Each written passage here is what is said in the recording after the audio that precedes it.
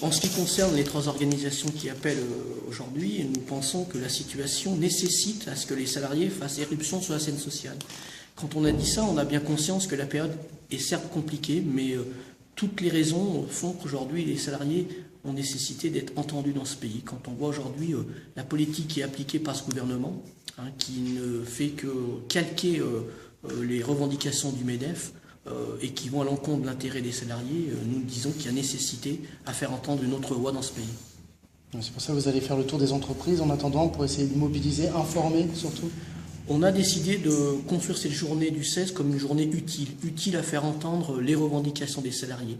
Donc pour que ces salariés prennent conscience qu'il y a des choix autres que ceux qu'on veut nous imposer, nous pensons qu'il est nécessaire d'aller les rencontrer. Donc c'est ce que nous allons faire durant les 10 jours qui nous séparent maintenant de cette journée d'action, aller dans les services, aller dans toutes les entreprises là où on est présent, mais aussi sur les lieux de vie tels que les marchés, les ronds-points, les galeries marchandes, pour aller distribuer un maximum de matériel pour faire prendre conscience aux salariés que cette politique d'austérité qui est imposée par ce gouvernement, mais qui est aussi imposée par le MEDEF, n'est pas une bonne chose pour eux. Ils le savent, ils le vivent au quotidien, mais il faut juste leur faire prendre conscience qu'ils ne risquent qu'une seule chose en se mobilisant, c'est d'être entendus. Donc c'est ces choses-là qu'on veut faire comprendre.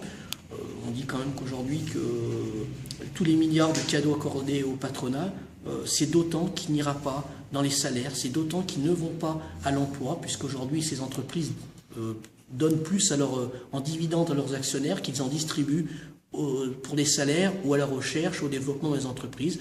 Je citais quelques exemples sur le bassin montluçonnais, mais 700 000 € dans le cadre du CCE pour Goodyear, 450 000 chez Amis et 350 000 chez Adiceo. Les salariés n'en voient pas la couleur puisqu'il n'y a pas un emploi de créé, il n'y a pas d'augmentation de salaire. Et il n'y a pas forcément de recherche sur des développements dans ces mêmes entreprises, et c'est tout à fait facile pour ces mêmes employeurs, puisque dans le cadre de ces baisses de cotisation, il n'y a pas de contrepartie demandée aux employeurs, donc pourquoi ils n'en profiteraient pas? Donc c'est toutes ces choses-là qu'on veut dénoncer et dire qu'il y a des choix différents que cette politique austéritaire qu'on veut nous imposer. On voit que certaines mobilisations, ou en tout cas annonces de mobilisation payent, ça fait réfléchir. On se dit qu'il y a moyen de faire plier le gouvernement.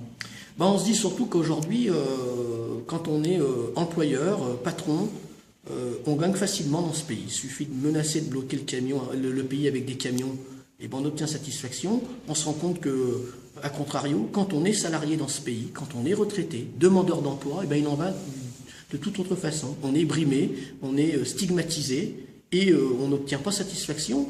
Donc il y a nécessité à mobiliser. Comme le mouvement social de notre pays a été en capacité de le faire il y a des décennies, nous pensons qu'il est nécessaire à ce que les salariés fassent éruption sur la scène sociale. Mais ça ne tient qu'à eux. Et nous, organisations syndicales appelant le 16, on va contribuer à cette prise de conscience. On va contribuer à apporter un message et un contrepoison à tout ce qu'ils peuvent entendre à longueur de temps. Ok, très bien.